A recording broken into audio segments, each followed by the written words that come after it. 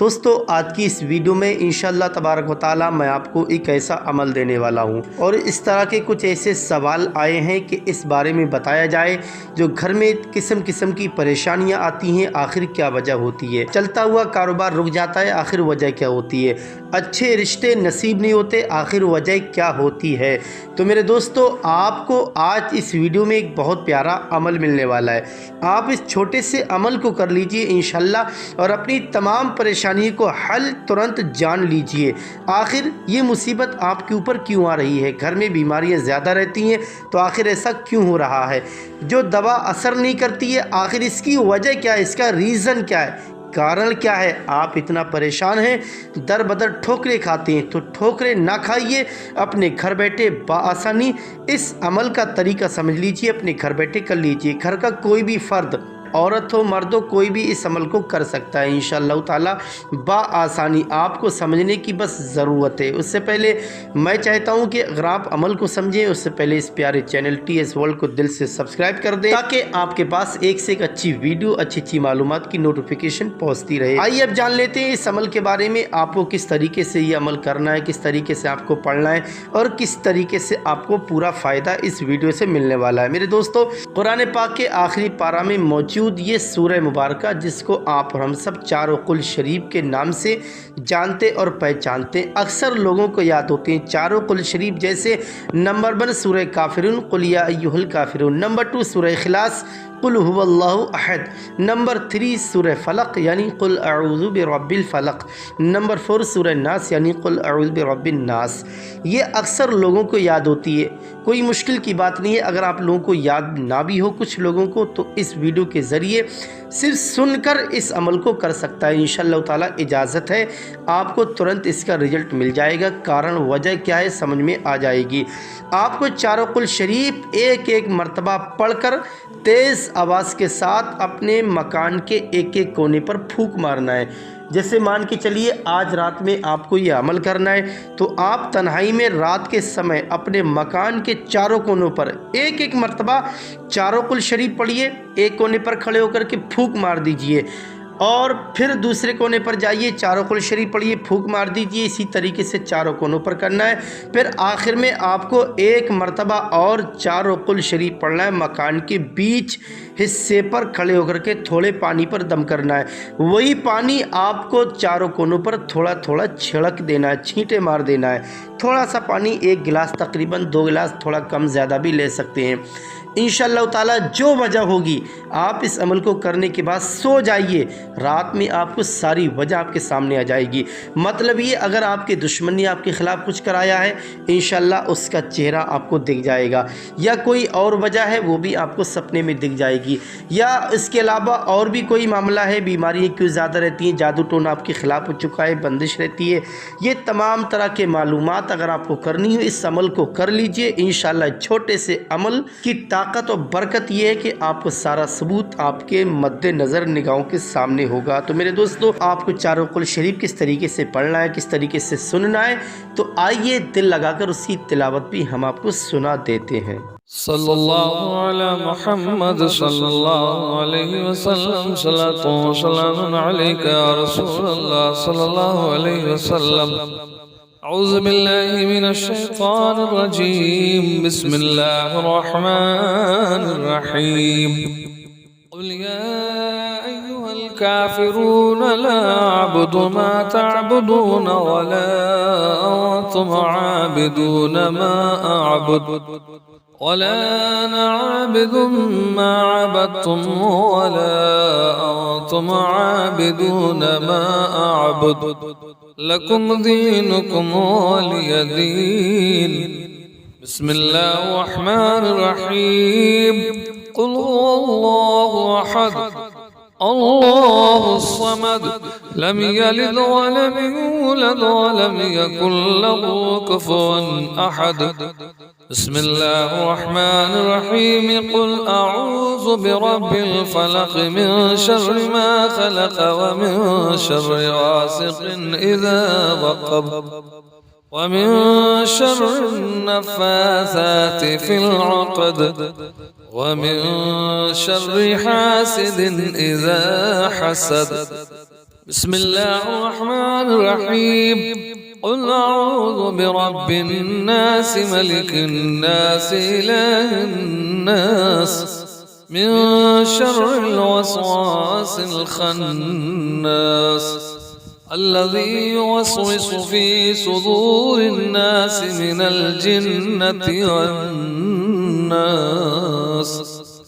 بسم الله الرحمن الرحيم قل يا أيها الكافرون لا أعبد ما تعبدون ولا أنتم عابدون ما أعبد ولا أنا عابد ما عبدتم ولا أنتم عابدون ما أعبد لكم دينكم ولي دين بسم الله الرحمن الرحيم قل هو الله أحد الله الصمد لم يلد ولم يولد ولم يكن له كفوا أحد بسم الله الرحمن الرحيم قل أعوذ برب الفلق من شر ما خلق ومن شر غاسق إذا وقب ومن شر النفاثات في العقد ومن شر حاسد إذا حسد بسم الله الرحمن الرحيم قل أعوذ برب الناس ملك الناس إله الناس من شر الوسواس الخناس الذي يوسوس في صدور الناس من الجنة والناس بسم الله الرحمن الرحيم قل يا أيها الكافرون لا أعبد ما تعبدون ولا أنتم عابدون ما أعبد ولا أنا عابد ما عبدتم ولا أنتم عابدون ما أعبد لكم دينكم ولي دين بسم الله الرحمن الرحيم قل هو الله أحد الله الصمد لم يلد ولم يولد ولم يكن له كفوا أحد بسم الله الرحمن الرحيم قل أعوذ برب الفلق من شر ما خلق ومن شر غاسق إذا وقب ومن شر النفاثات في العقد ومن شر حاسد إذا حسد بسم الله الرحمن الرحيم قل أعوذ برب الناس ملك الناس إله الناس من شر الوسواس الخناس الذي يوسوس في صدور الناس من الجنة والناس صدق الله العظيم صلى الله على محمد صلى الله عليه وسلم صلاة وسلام عليك يا رسول الله صلى الله تعالى عليه وسلم بسم الله الرحمن الرحيم قل يا أيها الكافرون لا أعبد ما تعبدون ولا أنتم عابدون ما أعبد ولا أنا عابد ما عبدتم ولا أنتم عابدون ما أعبد لكم دينكم ولي دين بسم الله الرحمن الرحيم قل هو الله أحد الله الصمد لم يلد ولم يولد ولم يكن له كفوا أحد بسم الله الرحمن الرحيم قل أعوذ برب الفلق من شر ما خلق ومن شر غاسق إذا وقب ومن شر النفاثات في العقد ومن شر حاسد إذا حسد بسم الله الرحمن الرحيم قل أعوذ برب الناس ملك الناس إله الناس من شر الوسواس الخناس الذي يوسوس في صدور الناس من الجنة والناس بسم الله الرحمن الرحيم قل يا أيها الكافرون لا أعبد ما تعبدون ولا أنتم عابدون ما أعبد ولا أنا عابد ما عبدتم ولا أنتم عابدون ما أعبد لكم دينكم ولي دين بسم الله الرحمن الرحيم قل هو الله أحد الله الصمد لم يلد ولم يولد ولم يكن له كفوا أحد بسم الله الرحمن الرحيم قل أعوذ برب الفلق من شر ما خلق ومن شر غاسق إذا وقب ومن شر النفاثات في العقد ومن شر حاسد إذا حسد بسم الله الرحمن الرحيم قل أعوذ برب الناس ملك الناس إله الناس من شر الوسواس الخناس الذي يوسوس في صدور الناس من الجنة والناس بسم الله الرحمن الرحيم قل يا أيها الكافرون لا أعبد ما تعبدون ولا أنتم عابدون ما أعبد ولا أنا عابد ما عبدتم ولا